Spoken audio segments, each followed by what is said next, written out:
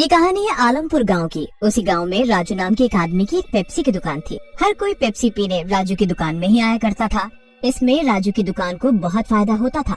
उसकी दुकान बहुत चलती थी। इस बात से वहाँ का व्यापारी बहुत जलता था, क्योंकि उसकी दुकान से ज्यादा राजू की दुकान चलती थी। एक दिन, आओ आओ, ठंडी ठंडी पेप्सी पियो। जो एक बार पिएगा बार बार आएगा। अरे अंकल, बड़े बड़े शहरों में भी आपकी दुकान जैसी पेप्सी नहीं मिलती। आपकी पेप्सी का तो जवाब ही नहीं। आपको पता है, मेरे सारे दोस्तों को आपके यहाँ की ही पेप्सी पसंद है। अरे बेटा, ये तो सब आप लोगों का प्यार है, जिस कारण मेरी ये दुकान इतना चलती है। धीरे धीरे राजू की दुकान अब शहरों में भी मशहूर होने लगी।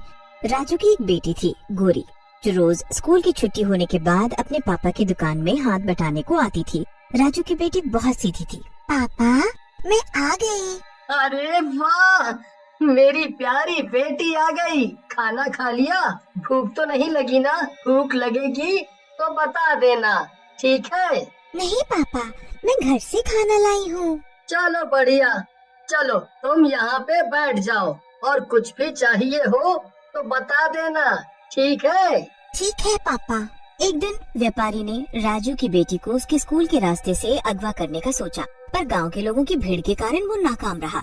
राजू और उसकी बेटी रोज की तरह दुकान बंद करके घर जा रहे थे।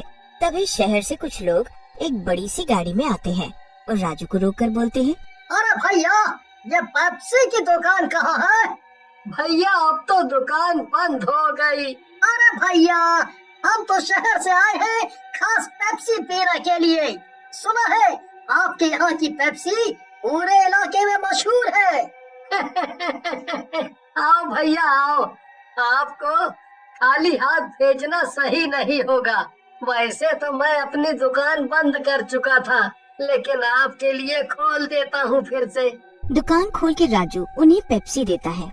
अरे वाह भाई, क्या पेप्सी है! जितना सुना है उससे भी कई गुना ज्यादा स्वादिष्ट है। यह तो शहर जाके सबको आपकी दुकान के बारे में बताऊंगा। बहुत बहुत धन्यवाद भाई साहब।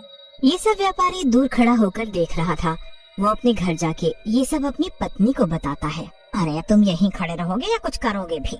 देखो उस राजू को, उसने कितनी तरक्की कर ली है, और तुम हो कि बस नाम के बड़े व्यापारी बन के रह गए हो गाँव में। अरे ये राजू इतना छोटा काम करता है और मैं एक बड़ा व्यापारी हूँ, फिर भी मेरा काम और नाम इतना नहीं है। अरे तुम बस खाना खा लो और राजू पूरे गांव क्या शहर में कब्जा कर लेगा, पैसे कमा कर। अगली सुबह व्यापारी गांव से निकलकर शहर के लिए जाता है और देखता है कि राजू की दुकान पर बहुत भीड़ है। व्यापारी की नजर उसकी बेटी पर पड़ती है। वे इस मौके का फायदा उठाकर उसकी बेटी को अगवा कर लेता है। राजू अपनी दुकान पर अपनी बेटी का इंतजार ही कर रहा था। इतना समय बीत गया, अभी तक गौरी नहीं आई। हर दिन तो इतने समय तक आ जाती है। हे भगवान, बस उसे कुछ हुआ ना हो। तभी कुछ लोगों ने बताया कि राजू की बेटी को व्यापारी के साथ गाड़ी में जाते हुए देखा था। राजू ये सोचकर बहुत चिंतित हुआ। रात को दुकान बंद करने के बाद राजू अपनी बेटी को ढूंढने के लिए निकला, पर उसे अपनी बेटी पूरे गांव में नहीं मिली। तब राजू बहुत चिंतित हुआ। बेचारा थक हार के अपने घर वापस चला आया। अगले दिन राजू ने सुबह गांव के सभी लोगों को इस बारे में बताया, पर गांव के लोगों ने कोई सुझाव नहीं दिया। बेचारा राजू अपनी दुकान की ओर चला गया। राजू दुकान खोल रहा था, तभी सेठ वहाँ आता है और बोलता है, तेरी बेटी मेरे पास है। मालिक, मालिक, हम लोग तो बहुत गरीब हैं, हमें छोड़ दो। हमने क्या गलती कर दी है? मुझे माफ कर दो और मेरी बेटी को छोड़ दो मालिक, मेरी बेटी को छोड़ दो। तो चुपचाप अपनी पेप्सी का राज बता दे, वरना तेरी बेटी को इसकी कीमत चुकानी पड़ेगी, समझ गया? ठीक है, ठीक है, आप जो बोलोगे मैं वो ही करूँगा। आप मुझे मेरी बेटी दे दे, मेरी बेटी दे दो। तो अपनी ये पेप्सी का राज मुझे बता दे।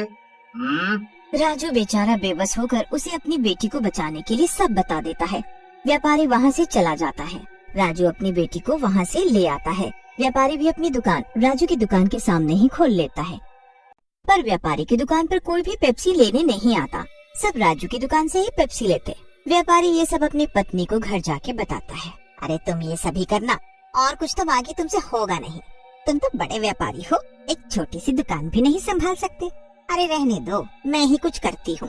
उसकी पत्नी उसे एक सुझाव देती है। अब देखते हैं वो हमसे ज्यादा अमीर कैसे बनते हैं। व्यापारी उसकी बात मानकर वही करने के लिए निकल जाता है।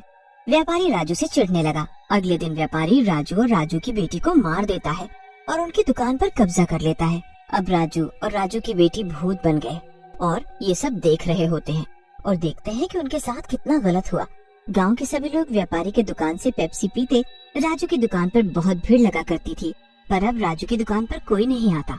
राजू और राजू की बेटी इस बात का बदला लेने के लिए व्यापारी की दुकान पर आने लगे। सभी लोगों की पेप्सी में कुछ वो मिला देते ताकि कोई भी उससे पेप्सी ना ले ले। गाँव के लोगों के पेट में दर्द होने लगा व्यापारी की पेप्सी पीने से। राजू की पेप्सी ही अच्छी थी, न जाने राजू कहाँ गया। काफी दिनों से राजू और उसकी बेटी गौरी नहीं दिख रही। दोनों ठीक तो है ना, पता नहीं कहाँ चले गए। तभी राजू का भूत अपनी दुकान पर आता है और राजू ने अपना मुंह ढक कर रखा होता है ताकि उसे कोई न पहचान सके। राजू आवाज मारता है, आओ आओ ठंडी ठंडी पेप्सी, आओ चले आओ आओ आओ। गांव के सभी लोग उसकी दुकान पर पहुंच जाते हैं। व्यापारी ये सब देख के सोच में पड़ जाता है। अरे इन गांव के लोगों को कैसे बताऊं कि इन दोनों बाप बेटी को तो मैं कब का मार चुका हूँ, तो ये वापस कैसे आ सकते हैं। व्यापारी की दुकान पर राजू की बेटी जाकर अपना जादू करने लगती है। उसकी दुकान पर जो कोई भी आता वो उसको मारती। वे डर के भाग जाता। व्यापारी इस बात से परेशान होकर अपने घर जाता और रात ज्यादा हो गई थी। राजू और उसकी बेटी का भूत व्यापारी को डराने के लिए उसके आगे पीछे घूम घूम कर उसे डरा रहे थे। अरे अरे मुझे छोड़ दो राजू भैया। राजू राजू मुझे माफ कर दो। मुझे मेरी गलती सुधारने का एक मौका दीजिए राजू भैया, एक मौका दीजिए। हम भी ऐसे ही तड़प रहे थे, लेकिन तूने हमारी एक नहीं सुनी। तेरी दुश्मनी मुझसे थी ना, तेरी बेटी ने तेरा क्या बिगाड़ा था? बोल, तुझे तो मरना ही पड़ेगा। नहीं राजू भैया, मुझ पर दया करे, मुझे जाने दो राजू भैया, मुझे जाने दो।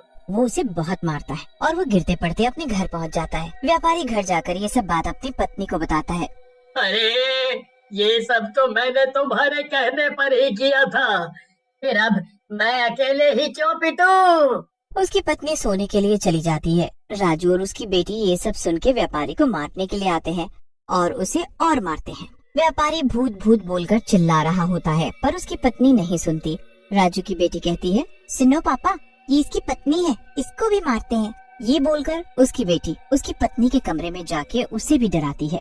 उसकी पत्नी के कमरे में पेप्सी रखी होती है। राजू की बेटी पेप्सी उठाकर उसे सर पर मारती है। उसकी पत्नी बेड से नीचे गिर के जब होश में आती है तो देखती है पेप्सी वाला भूत उसकी बेटी उसके सामने खड़ी है। अरे बचाओ बचाओ, अरे कोई बचाओ बोलकर चिल्लाने लगती है। अगले दिन व्यापारी अपनी दुकान पर जाता है। आज भी राजू की दुकान पर भीड़ लगी थी। ये सब चलते चलते शाम हो गई। व्यापारी बहुत तंग आ गया और तंग आकर गांव के सभी लोगों को बताने लग गया कि ये राजू नहीं, ये पेप्सी वाला भूत है। व्यापारी राजू की बेटी का भूत देखकर डर जाता है। राजू की बेटी उसकी दुकान में खड़ी होकर उसे डरा रही होती है। अरे राजू, पेप्सी दे, बहुत दिन हो गए तेरे हाथ की पेप्सी पिए हुए। हाँ हाँ, ये लीजिए।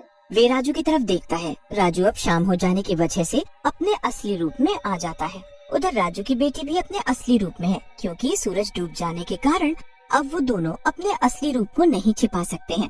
राजू अब व्यापारी की दुकान पर आता है और व्यापारी को उसके किए की सजा देता है। राजू और राजू की बेटी उसे मिलके मार देते हैं। अब उनका बदला पूरा हो गया है। वो दोनों मुक्त होकर अब वहाँ से चले जाते हैं।